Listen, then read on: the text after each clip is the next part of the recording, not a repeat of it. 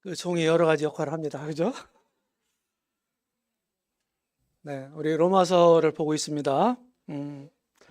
이 복음의 필요, 한마디로 말하면, 바울은요, 1장 18절부터 이제 2장 마지막 절까지는 크게 얘기하는 거예요. 이방인들이 다 죄인이다. 이런 논지로 얘기합니다. 예, 그래서,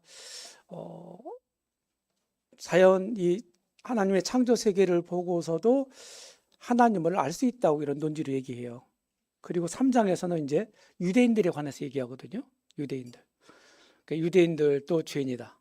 하나님의 율법을 가지고 계시의 빛을 가지고 있고 또 이렇게 좋은 것들을 가지고 있었지만은 결국 너희들도 죄인이다.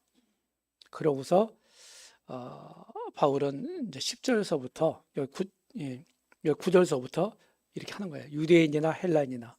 이미 유대인에 대해서 3장 1절부터 8절까지 얘기했고 헬라인, 이방인들에 대해서 1장 18절부터 2장 마지막 절까지 얘기했고 다 죄 아래에 있다고 우리가 이미 선언했다.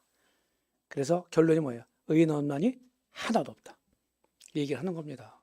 그리고 23절에 모든 사람이 죄를 범했다. 그래서 하나님의 영광에 이르지 못한다. 이렇게 얘기를 하잖아요. 네. 그래서 죄인은 결국 자기 스스로 의로워질 수가 없고 그리고 의로운지를 캐測할 수도 없다는 거예요. 그러니까 하나님이 인간이 도무지 불가능하기 때문에 사랑의 하나님이 우리 죄인들, 멸망할 수밖에 없는 죄인들을 위해서 아드님을 통해서 구속을 계획하셨고 그것을 완성해 놓으셨다. 이 논지거든요. 결국 우리가 1%도 우리 노력으로는 하나님 앞에 설 수 없는 자이기 때문에 죄 문제를 해결할 수 없는 자이기 때문에 100% 하나님의 은혜가 필요한 거거든요. 100% 하나님의 은혜가 누구예요? 하나님의 아들 예수 그리스도예요. 아셨죠? 이분이에요. 그러니까 우리가 구원받고 우리가 이렇게 믿음으로 살아가고 영적인 삶을 추구하고 이런 모든 일과 모든 길목에서 일어나고 있는 모든 일들이 내 자랑할 게 있나요? 있어요, 없어요? 없어요. 아무것도 없더라고요. 근데 사람들은 그걸 가지고 자랑하려고 그래요. 자기를 높이려고 하고. 이게 뭡니까? 늘 우리 본성 속에 있는 하나님을 거스리는 하나님의 영광을 찬탈하고자 하는 그런 죄성이 계속해서 작동하기 때문이에요. 우리 영적인 원리로 그것을 눌러야 되고 성령으로 그거를 어떻게 합니까? 승화시켜 가야 돼요. 복음이 죄인이기 때문에 필요한 겁니다. 그래서 제가 교리를 얘기를 할 때 왜 우리가 구원이 필요한 건가 우리에게? 이유는 두 가지다. 하나는 예외 없이 모든 사람이 다 죄인이기 때문이다. 그럼 그게 어때서? 이 한 가지만 있다면 구원 안 받아도 되는 거예요. 그런데 두 번째가 문제예요. 하나님은 공의로우시다는 거예요. 공의로우시다. 이게 무슨 말이에요? 죄를 용납하실 수 없다. 이 말은 무슨 말이에요? 죄를 반드시 심판하신다는 거예요. 이 두 가지 사실 때문에 모든 사람 예의 없이 다 구원이 필요한 거예요. 모든 사람이 죄를 범했다는 표현이 있고 의인은 하나도 없다고 그랬잖아요. 로마서 6장 23절에 보게 되면 죄의 싹은 뭐라고요? 그리고 히브리서 9장 27절에 한 번 죽는 것은 사람에게 정하신 것이요. 그랬죠? 누가 정했어요? 하나님 정한 거거든요. 그래서 안 죽을 사람이 있나요? 아무도 없죠. 그 얘기는 무슨 얘기예요? 모든 사람이 죄인이다 하는 얘기예요. 죄인이기 때문에 죽는 거예요. 성경적으로 설명하면. 맞죠? 그게 끝나는 게 죽음이 끝나는 게 아니에요. 죽음 후에 뭐가 있어요? 심판이 있는 거예요. 심판이. 이게 문제라 이 말이죠. 근데 믿는 자는 영생을 얻었고 심판에 이르지 않는 거예요. 이게 우리 주님이 직접 말씀하신 요한복음 5장 24절의 약속이에요. 사망에서 생명으로 옮겼다. 다른 말로 하면은 지옥 갈 사람을 천국으로 옮겨놨다. 성경적인 표현을 보면 골로새서 1장 14절에서 13절에서 흑암의 권세에서 우리를 건져내사 그의 사랑의 아들의 나라로 옮기셨다. 이런 표현이거든요. 놀랍지 않습니까? 이 복음의 진수를 로마서 3장 21절 31절 끝절까지 한번 보겠습니다.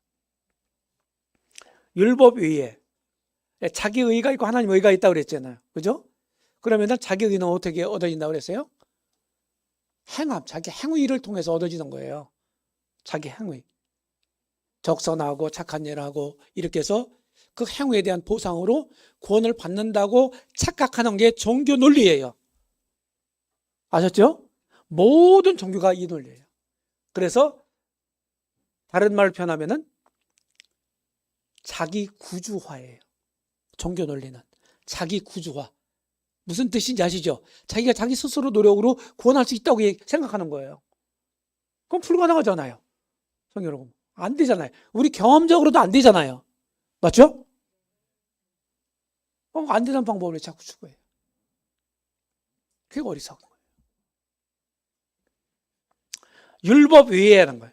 율법으로 말미암는 의가 있단 말이에요. 율법은 뭐라고 얘기하는 거예요? 갈라디아서 2장에서 행하라는 거거든요. 행하라. 율법은 지키라고 준 거잖아요. 행하라. 율법을 진짜 주신 목적이 뭔지 아세요? 그렇습니다. 죄를 죄되게 하고 이게 진짜 죄야. 이걸 알려주고 죄를 죄되게 하고 내가 죄가 어떤 것이라는 걸 깨닫게 하려고 하는 거예요.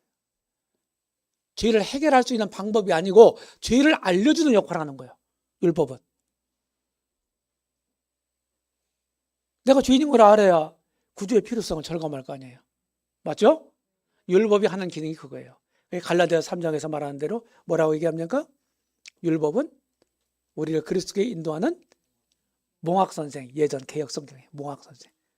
개혁개정에는 초등교사가 돼요. 이렇게 표현되어 있죠? 예수님께로 안내하는 거야. 너 안 돼. 네 노력으로 안 돼. 아무리 노력하면 안 돼.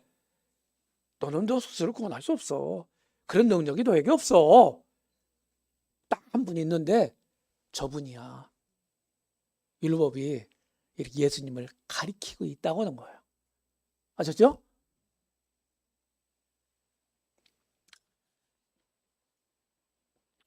여기 하나님의 은혜로 값없이 의롭다 하심을 얻은 자 되었느니라. 어떤 걸 근거로 하나님 은혜로 되는 거예요? 예수 그리스도 안에 속량을 통해서.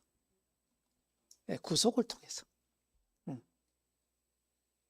속량이라는 말로 개혁개정에는 했는데 예전에는 구속이라고 되어 있거든요. 구속은 정당한 값을 지불하고 구한다, 산다 하는 거예요.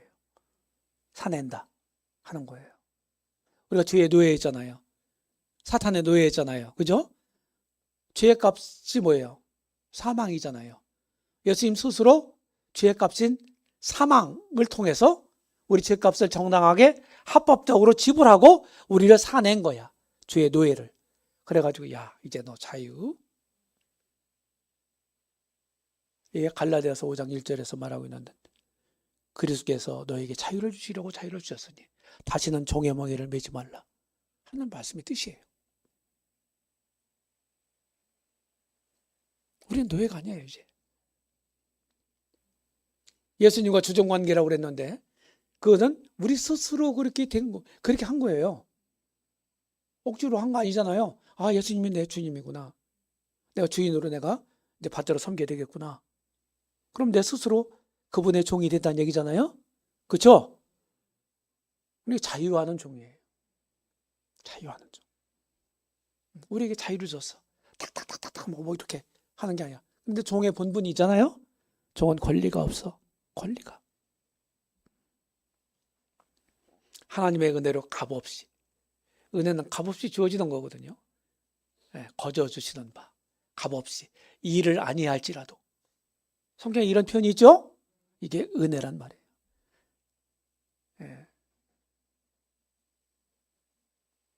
우리 행위로 말미암으면은 은혜가 은혜되지 못한다. 이렇게 성경은 말하고 있어요. 로마서 11장 6절인가요? 몇 절인가 있을 거예요. 복음은 율법 위의 의를 말하죠. 율법 위의 의, 율법 위에 이렇게 얘기를 했죠. 하나님의 한 의가 있습니다. 이 복음은 예수 그리스도를 통해서 얻는 의를 가리킵니다. 율법과 선지자들이 증거한 분이 누구예요? 메시아잖아요. 특별히 여호와의 종으로서 고난받는 종으로 묘사가 되어 있는 이사야서 53장. 그가 찔림은 우리의 허물을 인하며 그가 상함은 우리의 죄악 때문이라 하는 말씀이에요. 그죠? 죄인의 유일무이한 구주는 예수 그리스도시에요. 다른 이로서는 구원을 얻을 수 없나니 천하 인간에게 구원 얻을 만한 다른 이름을 주신 일이 없다. 단언했어요.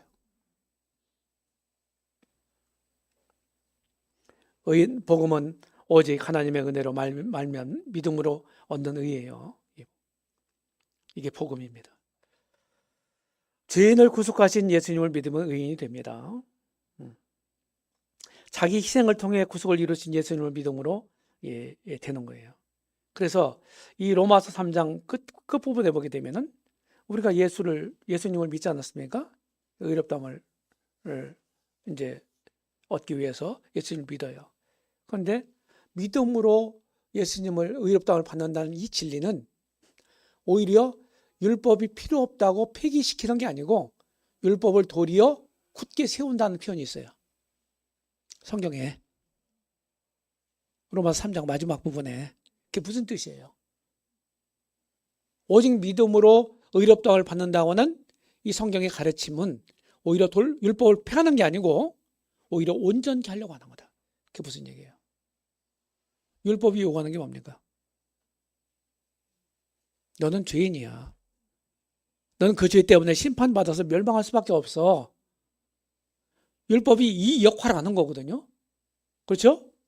그러니까 우리가 순수한 믿음으로 말미암는 이신칭의 복음을 전한다고 하는 얘기는 뭡니까?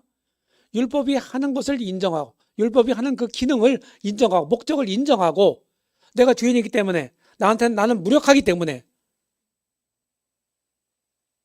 율법이 지향하는 가리키는 예수님께로 나가서 예수님 믿는 거예요. 그러니까 율법을 굳게 세우는 거죠. 온전케 하는 거죠. 무슨 뜻인지 아시죠?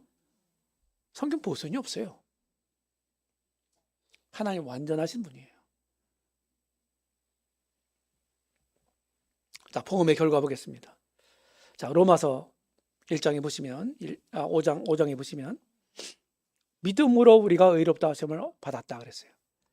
예. 우리 이제 젊은이들 영어 성경 번역본 가지고 있나요? 여기에 보면요. 언어에는 문법이 있죠. 그렇죠? 문법. 여기 뭘로 되어 있냐면요. 우리가 믿음으로 의롭다 하심을 받았다는 말은 현재 완료 수동태로 되어 있어요. 현재 완료 수동태. 네. 그러니까 we have been justified 이렇게 되어 있어요. 그러니까 현재 완료 수동태로 되어 있다고요. 그러니까 내가 믿는 그 현재 완료는 믿는 순간에 딱 행위가 중지된 거잖아요. 그죠? 그런데 수동태란 뭐예요? 내가 의롭게 의를 만든 게 아니고 의가 주어졌다는 거예요. 믿는 순간에. 그렇죠? 저도 영어가 이제 뭐 잘하는 사람 아니에요. 짧은 사람인데 좀 이렇게 지식층들한테 한영 성경을 갖고 많이 다녔거든요. 그 성경을 요 구절을 쳐서 설명해줘요. 그러면 금방 알아차려요. 좋더라고요. 그러니까 개인 전도는 그 사람 수준에 맞게 전할 수 있어요. 근데 이걸 노인들한테 영문법에 의하면 현재 완료 수동태예요. 이게 알아듣겠냐고요. 이런 말을 하면 사람 봐사야지. 네, 하나님께로부터 의롭다 하심을 우리는 받았습니다. 네, 받았어요. 하나님과 이제 화목한 관계가 됐어요. 문제가 되면 죄 문제가 없어졌으니까 의인이 됐으니까 하나님과 이제 원수 관계가 청산된 거잖아요. 화목됐죠? 화평을 누리게 되는 거예요. 화평. 피스. 우리가 가졌다는 거잖아요. 우리가 피스를. 하나님과 함께하는. 그 다음에 하나님의 영광을 바라고 즐거워해요. 우리 로마서 3장 23절 읽지 않습니까? 모든 사람이 죄를 범하였음에 하나님의 영광에 이르지 못했다. 죄인은 하나님의 영광에 이르지 못해요. 그런데 죄가 해결되니까 하나님의 영광을 바라고 즐거워하게 됐다고요. 완전히 역전됐죠? 그렇죠? 역전됐어요.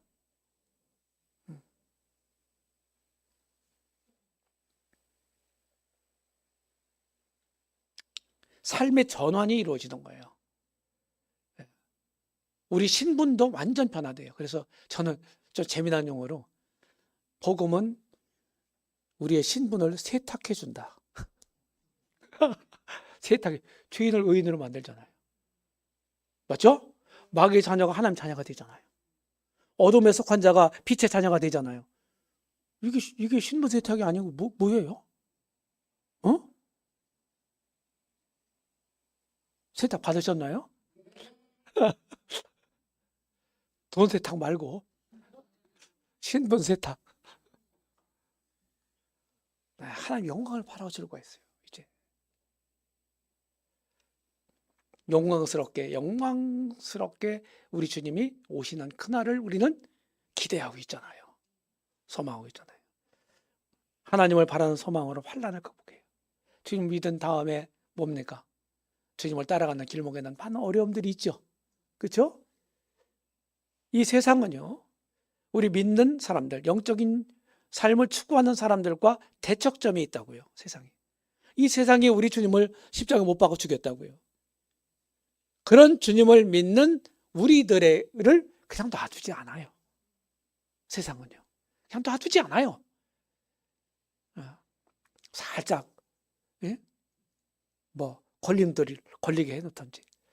전 시골에 살아가지고 어릴 때 장난치고 했는데 시골 좁은 길이잖아요. 한 사람 쭉 걸어서 다니는데 오마사 길이 아니고 그럼 막 길에 이제 포장이 안 돼 있으니까 풀이 나잖아요. 그럼 질긴 그 풀이 있어요. 길바닥에 나는. 근데 그거를 싹 묶어놨어. 그러면 밤에 가다가 걸려가고 넘어지거든요. 그러라고 사탄이 이 짓을 하는 거예요. 사탄이.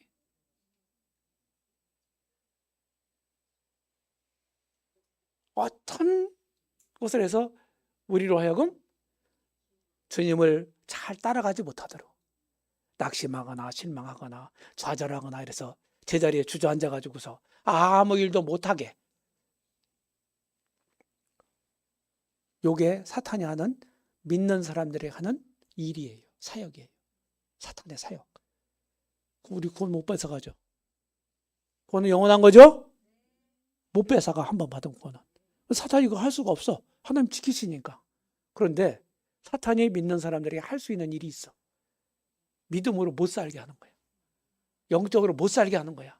그게 실망을 통해서든지 좌절을 통해서든지 어떤 실패를 통해서든지 어려움을 통해서든지 못하게 하는 거야. 그럼 하나님 뜻이 그 사람을 통해서 이루어지지 않을 거 아니겠어요? 그게 사탄이 바라는 바야. 그게. 정신 차려요. 그죠? 정신 차려야 되죠? 실망하는 대신에 어려움이 올 수 있어요. 진짜 힘든 상황이 생길 수가 있어요. 그럴 때 우리는 어떻게 해야 돼요? 좌절해야 돼요? 낙담해야 돼요? 그 주님께 그 문제를 가져가야 돼. 주님께 가져가야 돼. 그게 의탁이고 믿음이에요. 아니면 다른 표현으로 그 현장에 주님을 불러 모시는 거예요. 이게 믿음이에요. 이게 영적인 거예요. 아셨죠? 믿음이라는 게 다른 게 아니에요. 영적으로 산다는 말이 다른 게 아니에요. 우리 삶의 현장, 좋고 나쁜 일, 모든 일에 거기에 하나님을 모셔오는 거예요. 그 중심에. 그게 영적인 거예요. 왜? 그분 영이시잖아요. 하나님의 영이시다. 하나님이 주신 성령으로 하나님의 사랑이 우리 마음에 부어졌다고 말하고 있습니다. 여기 우리에게 주신 성령으로 하나님의 사랑이 우리 마음에 부은받았다. 부은받았다. 부었다고 하는 말을 어떻게 쓰나요? 주전자를 이렇게 가지고 부었다. 뭐 이런 표현도 쓰는데 저는 부었다는 말이 이게 뭐예요? 그냥 쫄쫄쫄쫄쫄 이렇게 부었다 하는 뜻이 아니에요. 들어부었다는 뜻이에요. 들어부었다. 진짜 주님 믿은 사람들은요. 야, 이게 이 복음이 진짜 이게 엄청난 하나님의 사랑이고 은혜구나. 이거를 절감하는 사람이라니까요. 가만히 있을 수가 없지. 맞죠? 이 복음 자체가 우리를 변화시키는 거예요. 내 삶의 태도를 바꾸는 거예요. 삶을 전환시키는 것입니다.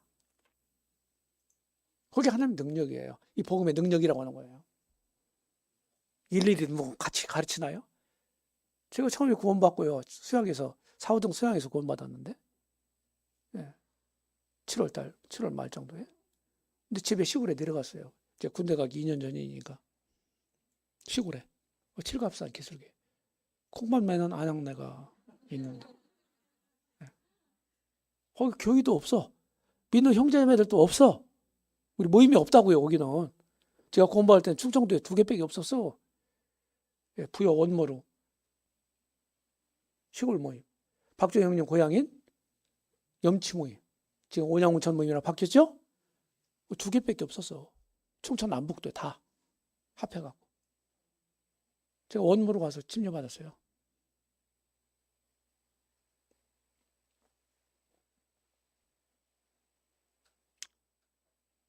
무슨 얘기를 하려다 여기까지 왔나요? 알려주세요, 좀 제발 좀. 예?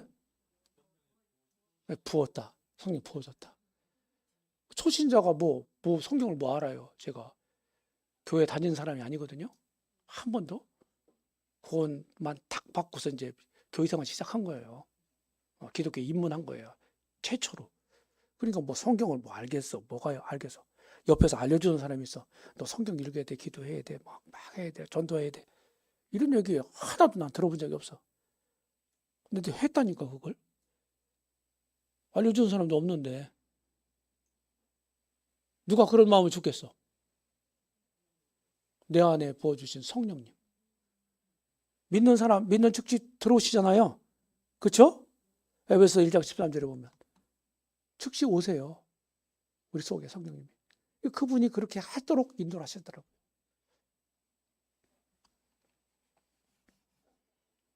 그 사랑에, 하나님 사랑에 감사함으로 우리가 섬기는 거지. 무슨 대가바라고. 나 이제 전도하는 게 아니라 또 여기서 또. 자, 믿는 사람들이 잘 하면은 우리를 격려하기 위해서 너 상 줄게. 면류관이라 표현되어 있죠, 성경에. 그죠? 약속하셨어요, 안 하셨어요? 그 구원 교리가 있는가 하면 상급 교리도 있어, 성경에. 성경 가르침이에요. 근데 저는 이렇게 생각해요. 상급 주시겠다.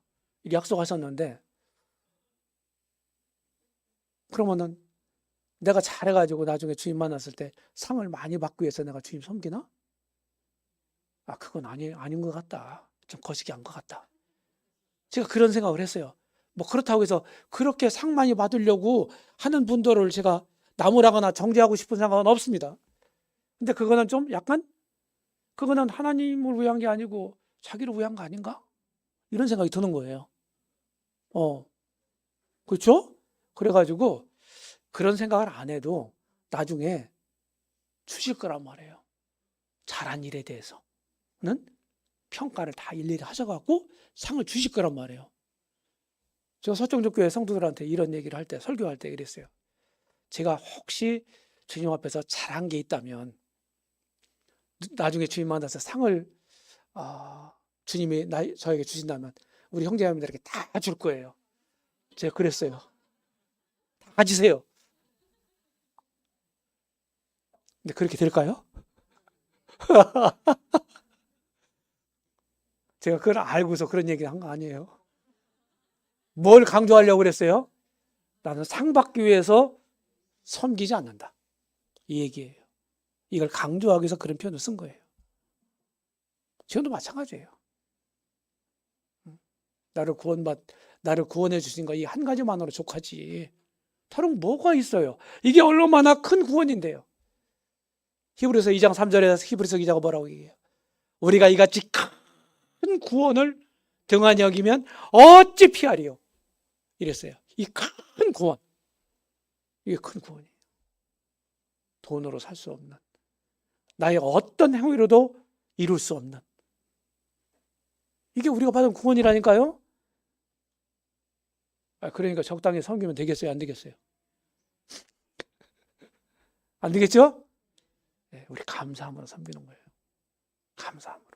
이렇게 자원해서, 속에서 뭐 시켜가지고 억지로 하는 게 아니에요. 복음의 연합론. 자, 사도 바울은 이제 복음 교리를 조목조목, 복음이라는 게 뭔가, 왜 사람이 구원을 받아야 되나, 그리고 구원받는다는 게 뭔가, 이렇게 얘기를 한 다음에 이제 그럼 구약 성경하고 구약 성경의 가르침은 어떤가? 이 말이 조화가 되나? 이거를 4장에서 얘기하고 있어요. 4장에서 아브라함, 믿음의 조상 아브라함, 그리고 다윗 두 케이스를 예로 들어가지고 얘기하고 있어요. 은혜로 의롭다함을 받는다는, 은혜로 말미암아 믿음으로 의롭다함을 받는다는 이 이신칭의 복음을 얘기를 하고서 구약 성경 인용해서 구약 성경의 가르침과 똑같은 거다. 이 4장에서 얘기하는 거예요. 그리고 5장 12절까지 쭉 얘기를 하고, 자, 구원받은 결과가 뭐냐?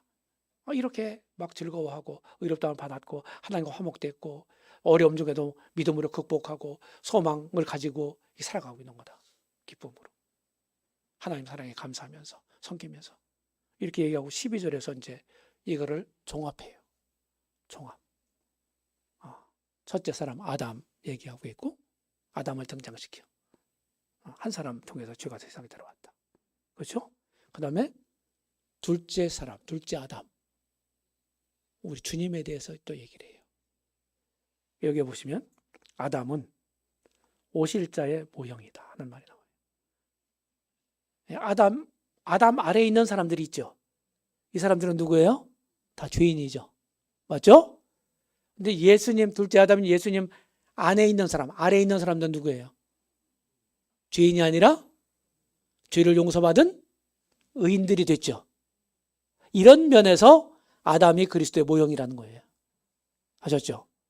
신약 성경에서 특별히 사도 바울의 서신에서 예수 그리스도 안에라는 말이 나와요. In Jesus Christ. 이런 용어들을 빈번하게 사용해요. 사도 바울이. 구원받은 사람들이에요. 아담에게 속한 사람들은 사망이 그 사람에게 왕노릇했지만은 이제는 예수님 안에 있는 사람들은 예수님 통해서 생명이 왕노릇하게 됐다. 완전히 대조를 이루죠. 구원받은 사람은 예수님이 믿는 사람 속에 계시죠. 너희 가운데 계시다, 네 안에. 예. 근데 우리는 또 예수님 안에 있다고 하는 표현이 있어요, 성경에. 이 두 가지 말을 딱 종합해 보면 뭡니까? 연합됐다는 얘기예요. 무슨 뜻인지 아시죠? 연합됐다. 그리스도와 함께 연합됐다. 내가 그리스도와 함께 죽었고 그리스도와 함께 장사되었고 그리스도와 함께 다시 부활했다. 그리고 그리스도와 함께 산다.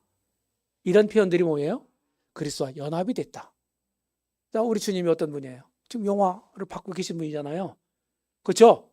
엄청난 권세를 가지고 계신 분이잖아요. 앞으로 만왕의 왕으로 오셔서 이 땅에서 천년간 통치하신다고 그랬잖아요.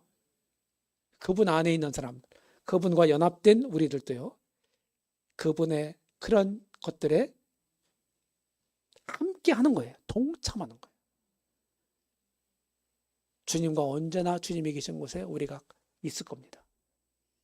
성경적으로 보면 앞으로 미래에 일어날 종말론에서 우리 주님이 이 땅에 오셨을 때 주님이 통치하신다고 그랬잖아요. 우리도 그분과 함께 통치해요.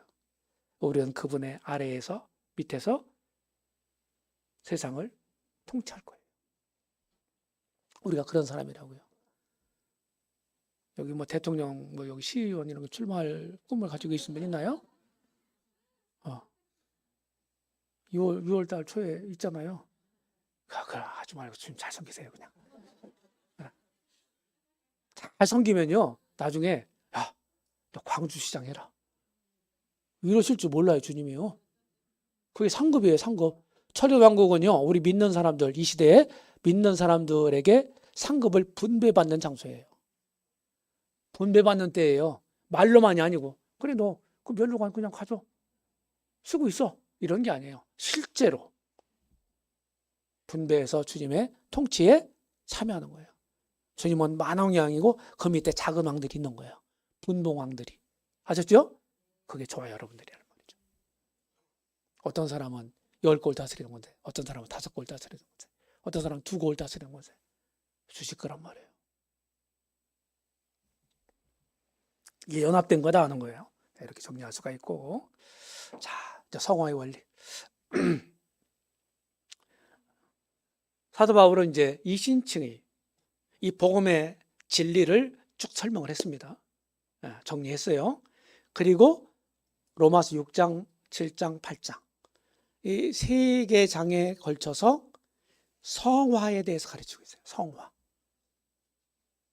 성화는 의롭다함을 받은 사람에게 해당되는 말이죠. 맞죠? 네, 칭의 다음에 성화가 오는 거예요. 칭의 다음에. 자, 6장은 성화 원리에 대해서, 7장은 성화의 실제에 대해서, 8장은 성화의 능력에 대해서 얘기하고 있습니다. 자, 그거 빨리 볼게요. 지금 이거 공부한 시간이 아니니까 슬쩍 가겠습니다. 이 시간이 많이 걸려요. 자, 4가지 얘기할게요. 성화 원리. 6장에서 얘기하는 6장 6절. 옛사람이 죽은 것을 알아야 된다. 누구와 함께? 그리스도와 함께. 죽었다 이게. 십자가에 못 박혔다 이거예요. 그렇죠? 2번째.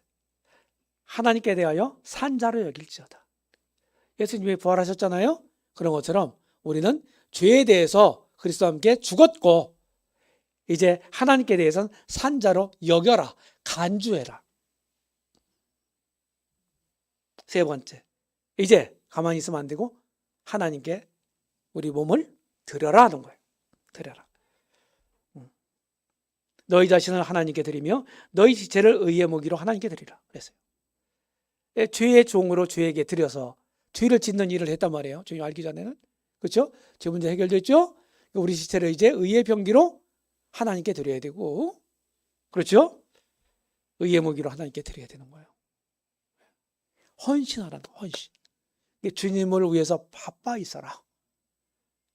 제가 초신자 때 맥도날드 형제님 쓴 책을 읽으면서 지금도 생각이 나네요. 게으름은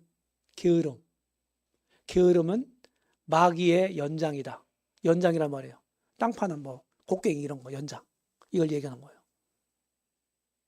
게으를 때 이상한 죄의 생각이 스치고 자리 잡고 죄를 짓게 된다 이거예요. 다윗이 막 전쟁에 나가서요. 전장에 나가서 막 싸우고 앞장서 가지고 뭐 싸우고 그럴 땐 죄를 안 졌거든요. 근데 나라가 좀 안정이 되고요. 장수들이 많이 있어서 그들을 앞세워 가지고 이제 전쟁을 하고 있어요.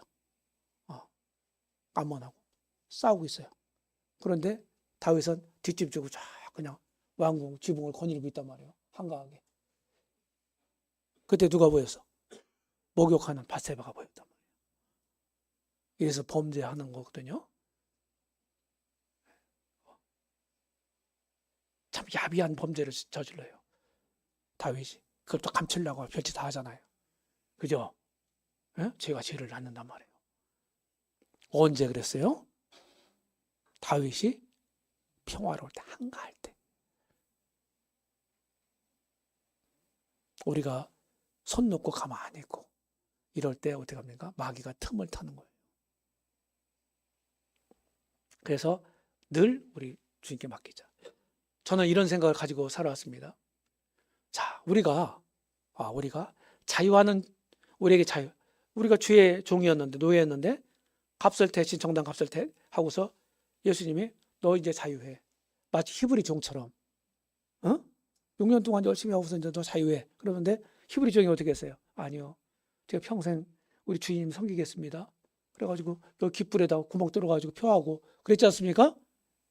우리가 그런 사람이라고요. 평생 자유하라고 그랬는데 저는 평생 주님 따르겠습니다. 섬기겠습니다. 이제 이렇게 해야 도리거든요, 그게요. 은혜 받았다며. 사랑에 감사한다며. 말로만? 그래서 저는 그냥 프리하게 그냥 하고 싶을 때 하고 안 하고 싶을 때 안 하고 나 뭐 매이는 거 별로 싫어. 이러는 분들이 혹시 있는지 모르겠습니다. 그런데 그게 좋은 게 아니에요. 잘 살 수 있는 확률이 확 떨어져요. 그런 사람. 그런데 교회 일에 어떤 일을 내가 맡아서 조그만 일이라도 작은 일이라도 맡아서 그 일을 성실하게 할 때 그때 나에게 유익이 돼요. 그래서 나는 주님이 나를 구속해서 자유를 주셨지만 나는 주님께 구속되고 싶다. 이런 생각을 가지고 살았어요. 잘했죠? 잘했어요? 못했어요?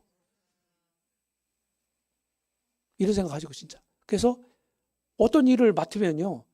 뭐 주말에도 별로 자유롭지 못해요. 그 일 해야 되니까. 그죠? 뭐 청년집회 같은 거 되게 주말에 하죠. 여기도 그런가요? 그러면 그 교사들은요. 주말에 뭐 놀러도 못 가요. 책임 맡았으니까. 맡은 자에게 구할 건 뭐라고 그랬어요? 그럼요. 이름만 올려놓지 마세요. 주님만 해도 그런 분들이 좀 있는 것 같더라고요. 이름만 올려놓고 그냥.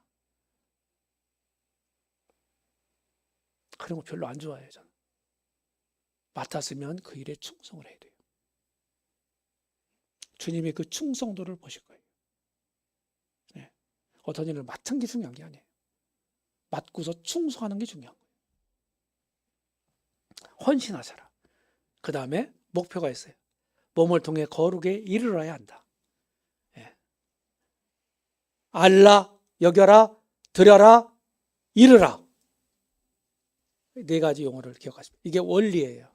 우리 목표가 뭐예요? 거룩함이에요. 거룩함. 우리는 신분적 거룩을 받았어요. 이미. 믿을 때, 구원받을 때. 거룩해졌다고 성경은 얘기하고 있어요. 그런 데가 있어요. 이건 신분적 거룩이에요. 그런데 여기서 이르라, 거룩에 이르라 하는 말은 어떻게 해요? 상태적 거룩을 얘기하는 거예요. 진행적, 성화 과정 가운데 있는. 무슨 얘기 아시죠? 이게 목표예요. 거룩이. 성화 목표거든요. 이게 6장에서 가르침이고요. 결코 신자는 죄에 거할 수 없다. 지나갈게요. 그 다음에 7장. 성화 실제예요. 여기는 이제 7장을 잘 보시면요. 중요한 단어가 계속 반복해서 나와요. 그게 뭐냐면은 법 또는 율법이란 말하고 또 하나는 나, 뭐 지체 이런 말이에요. 육신 이런 말이에요. 이 두 가지 낱말이 계속해서 나와요. 자, 율법은 뭐라고 그랬어요? 행하라 하는 거죠. 그런데 철저하게 주님 안에서 철저하게 살려고 하면 할수록 뭐가 보이나요? 자신의 부족과 연약이 더 드러나죠. 맞아요, 맞아요. 그 사실이거든요. 저도 그거에 대해서 엄청 막 괴로울 때가 있었거든요. 청년 때. 잘하려고 하는데 더 형편없는 사람으로 계속 나타나는 거예요. 이게 괴롭죠. 7장의 이 주인공이 주인공의 시선이 자신에게 머물러 있는 거예요. 내 안에 뭐가 있어요? 소망이 있어요? 없어요? 없어. 가능성이 있어요? 없어요? 없어요. 그래서 7장의 결론이 뭡니까? 율법은 이제 거룩하고 의롭고 선한 표준이에요. 네.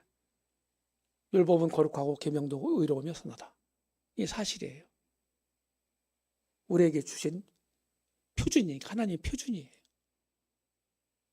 율법을 온전하게 지키면요. 자기 노력으로 의인이 된 거예요.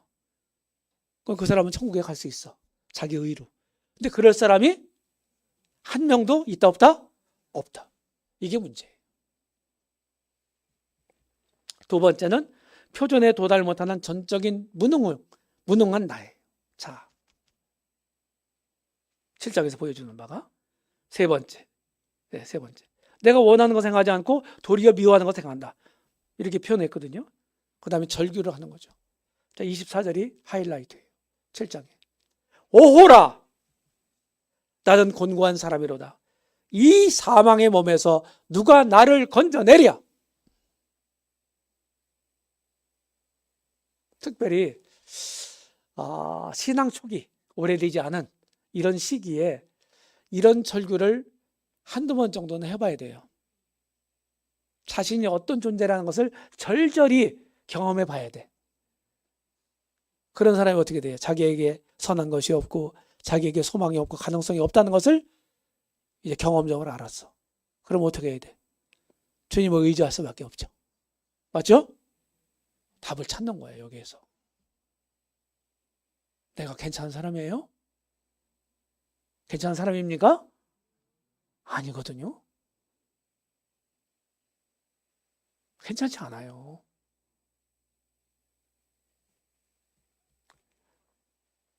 이제 네 번째, 성화실제에서 신뢰. 24절에 절규했던 이 사람이 25절에 감사로 바뀌어요. 왜 바뀝니까? 예수 그리스도로 말미암아 승리를 주시는 하나님께 감사한다 라고 말해요. 여기 비결이 있는 거예요. 나만을 바라봤을 때는 절망이에요. 그런데 나를 바라보던 시선을 주님을 향해서 바라보면 희망이 생기는 거예요. 희망이 있는 거예요. 이 비결을 여기서 딱 깨닫고 8장으로 넘어갑니다. 8장으로. 그래서 7장에서는 계속 패배하고 실패하는